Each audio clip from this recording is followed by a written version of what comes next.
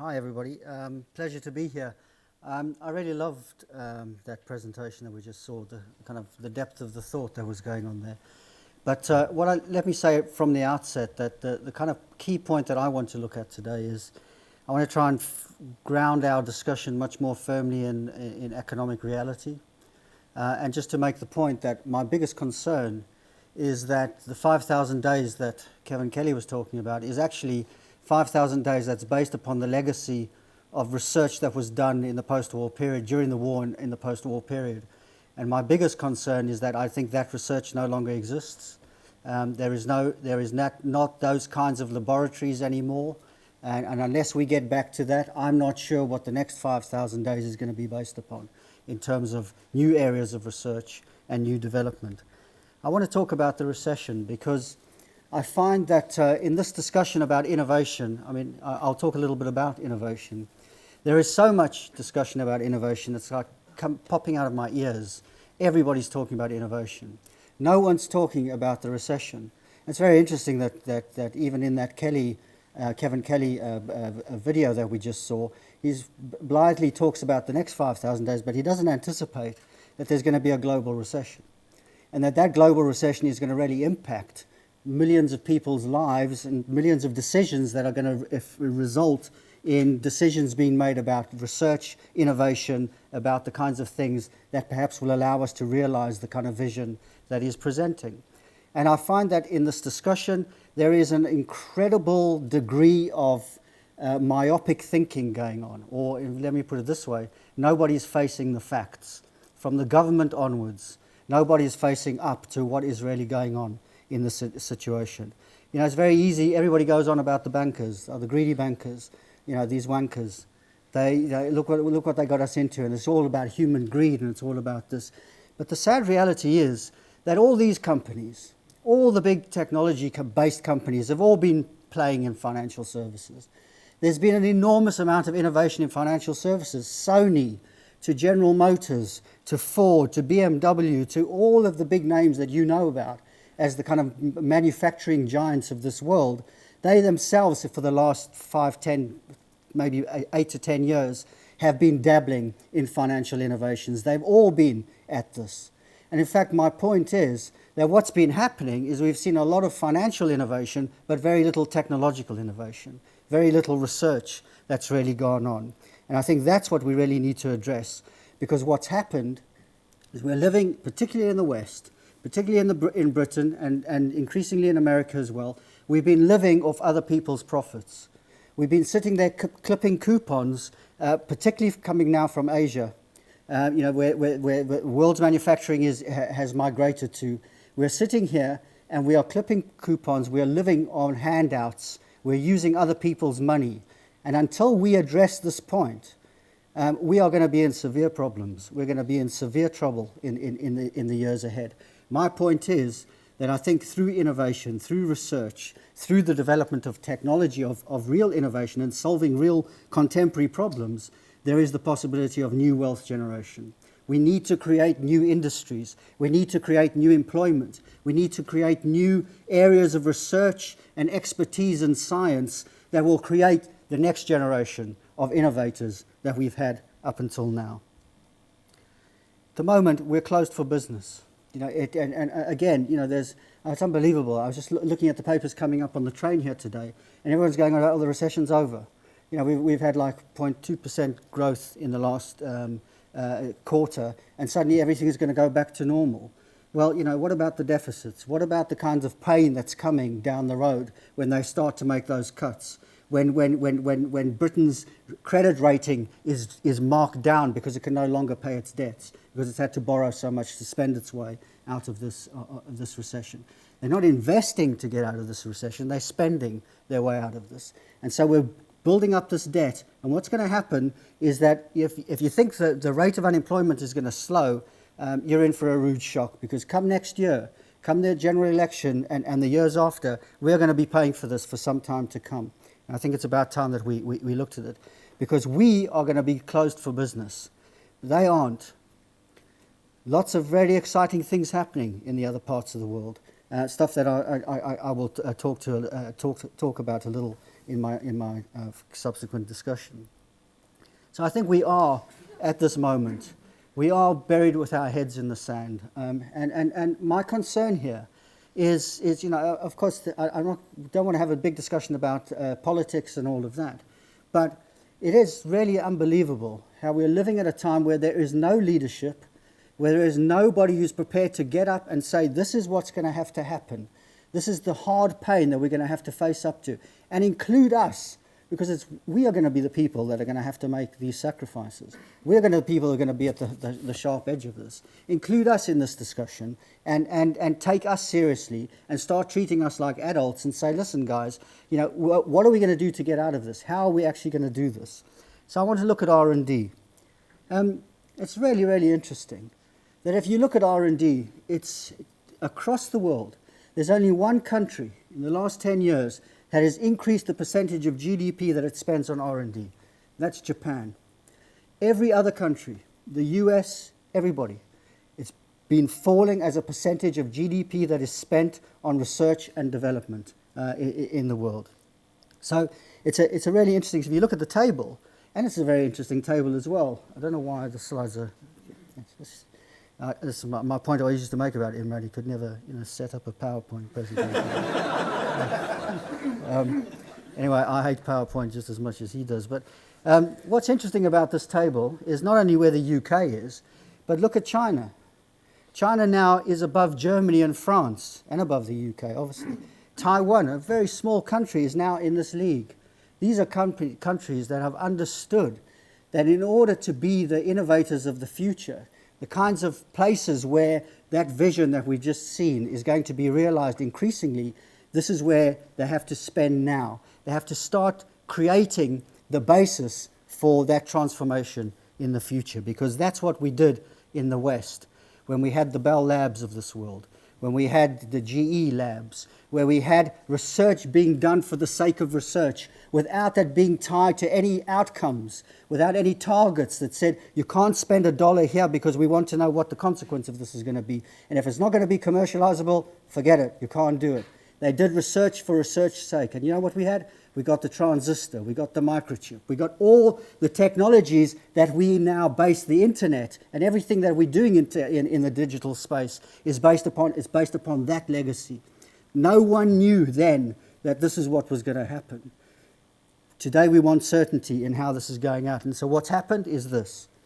Research is going down and development is going up. Imran and I had a very direct experience of this when we were at France Telecom.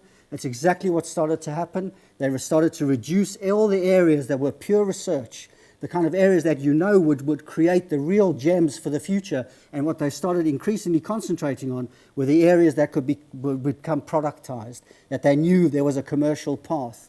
And therefore, the problem with that is that what you institutionalize is that you institutionalize what you already know. It's the knowability that becomes the criteria by which you measure something. And therefore it means that there's no possibility of something new, something completely out of scope that might have an enormous impact in the future emerging from this.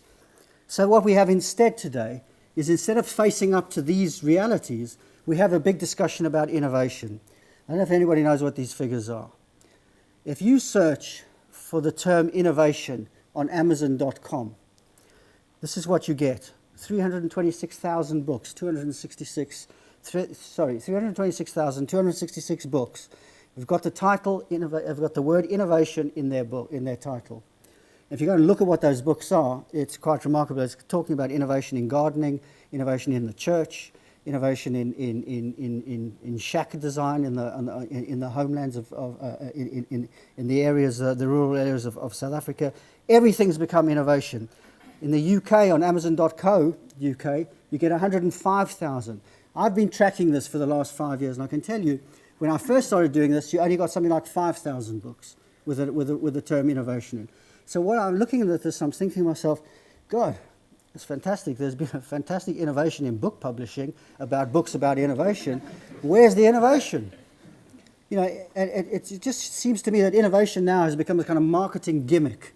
It's become vacuous. It's what everybody now refers to as you have to do this. So there's this amazing array of books out there, but we're not talking about real innovations. We're talking about processes and business models and new ways of looking at innovation and 10 new ways to do this and how to organize people around innovation. And everybody's talking about the processes. No one's talking about what's actually being innovated. If there was real innovation, we'd be talking about the innovations. We'd be talking about what comes next. We'd be talking about how these things are changing the world around us or whatever. We're not having that kind of a discussion. And it says to me that there's something pretty fundamentally wrong here.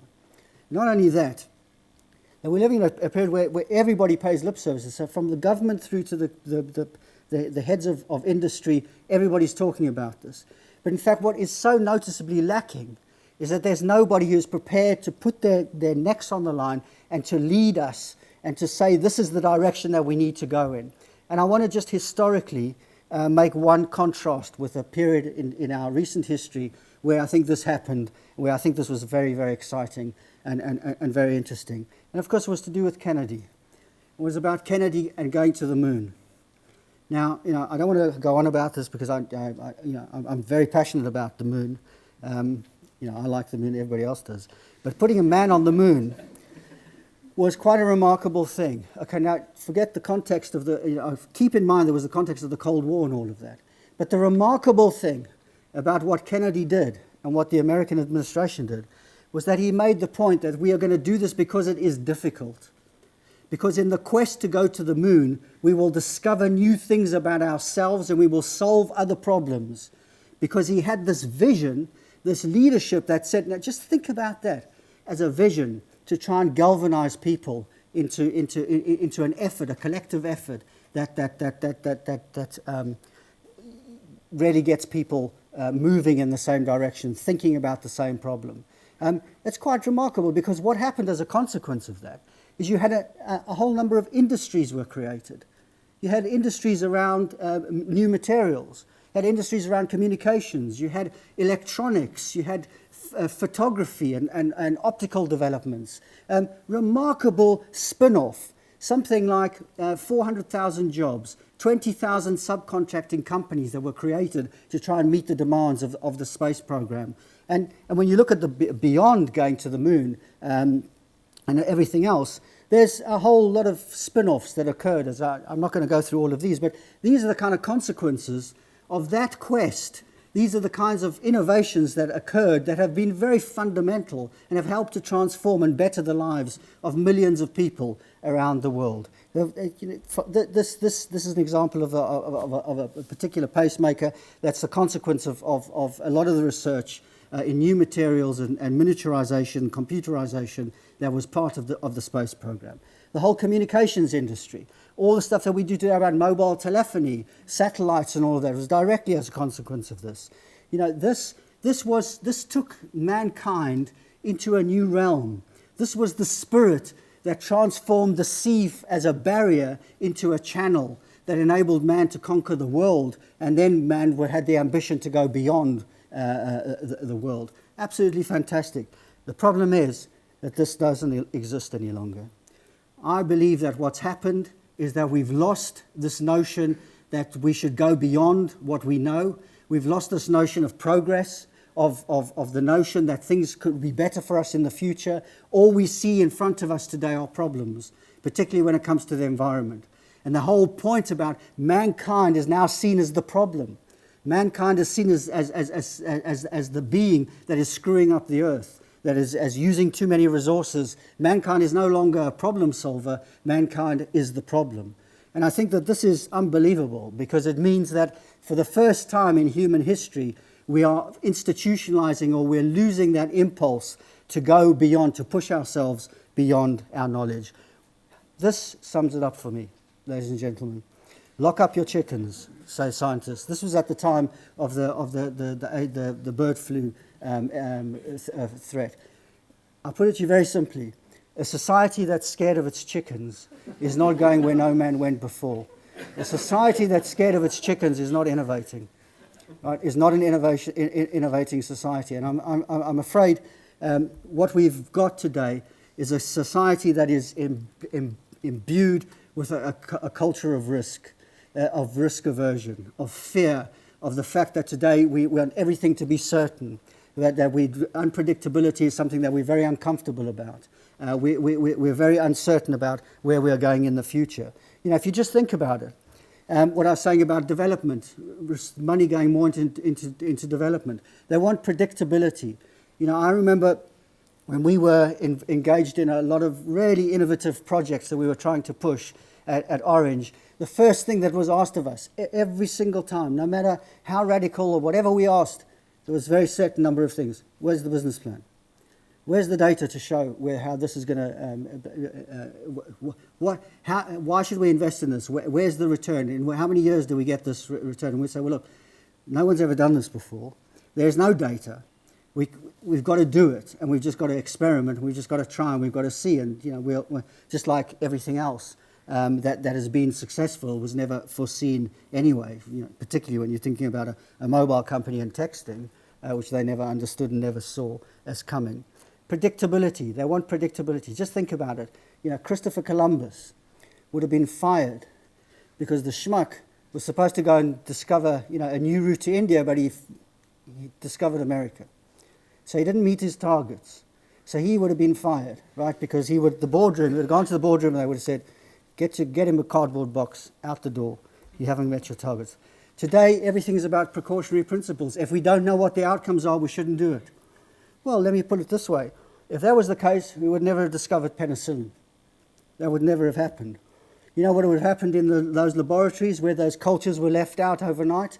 They probably would have been taken to court, or they would have been arrested or something, because somebody would have come along from health and safety and said, you can't leave that culture lying out there. The kind of culture of fear, the kind of health and safety, the regulation that now exists around these things means that that kind of accident, which leads to the discovery of penicillin, which has an enormously beneficial impact on humanity and society, would never have happened.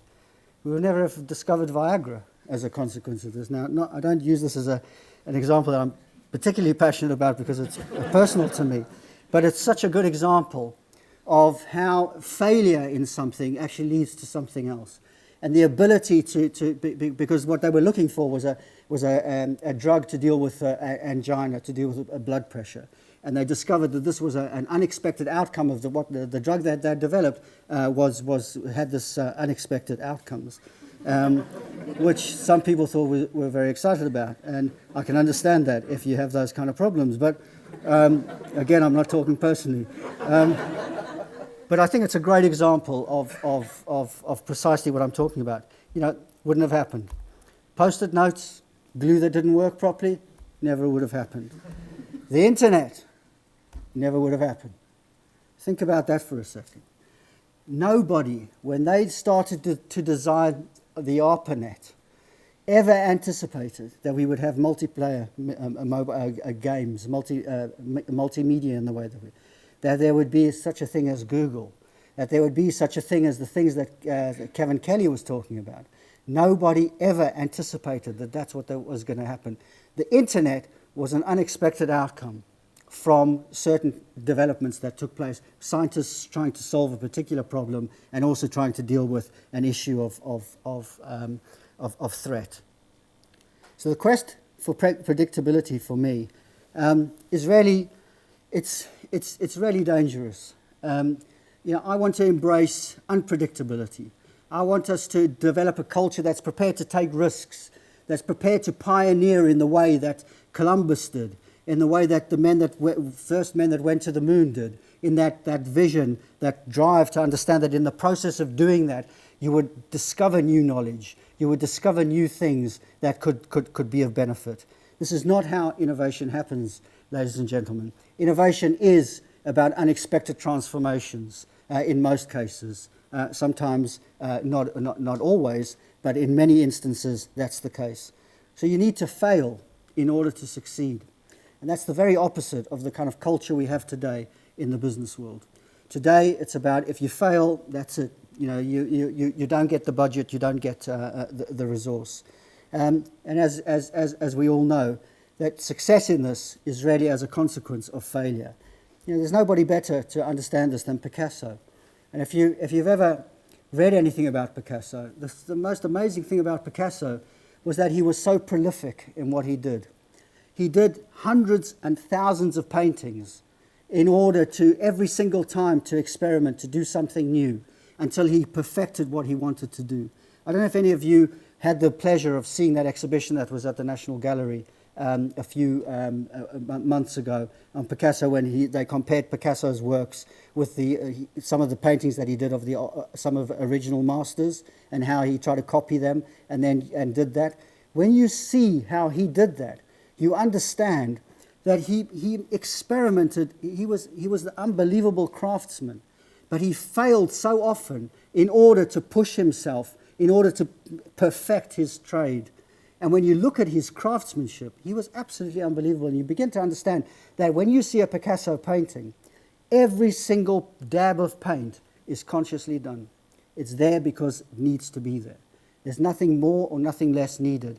And he did that because he failed so often in his own mind in order to push to doing that. So what about the future? I think the upshot of what I'm arguing is that what we've really become is a society that talks up innovation but has very low expectations about what we can do. When you think about what is the big vision today as opposed to the vision that there was in the 60s of going to the moon, the vision today is, my God, the resources are running out.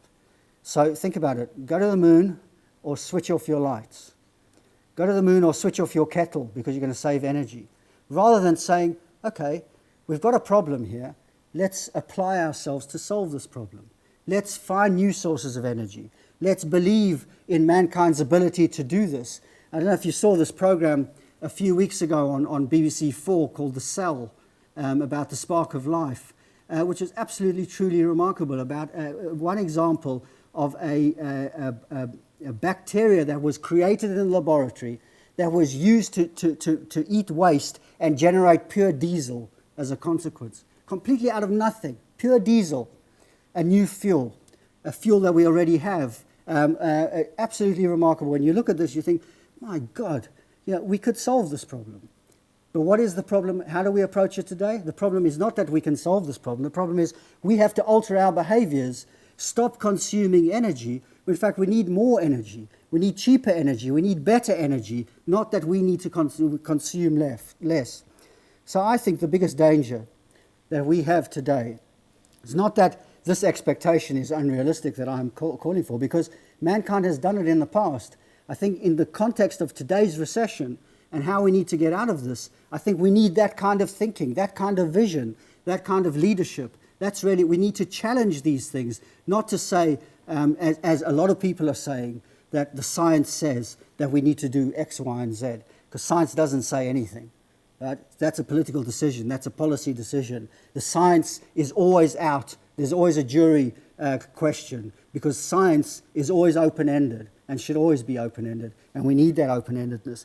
So it's not about being unrealistic. The biggest danger is that we have expectations that are too low and that we actually achieve them. That, to me, is the biggest problem. So what I will leave you with is this. Why don't we go there next? That's Mars. And you say, why? And I say, why not? We should go there because it's there. Because in the quest of doing that, of going to Mars, we will solve so many other problems. We will create so many new industries. We will create the kinds of things that came out of the research in the laboratories that happened in the 50s and the 60s. I think that's the kind of vision that would inspire generations to come to get into physics, to get into science, to get into this, instead of sitting in their bedrooms and creating another application that takes advantage of Twitter. Thank you very much.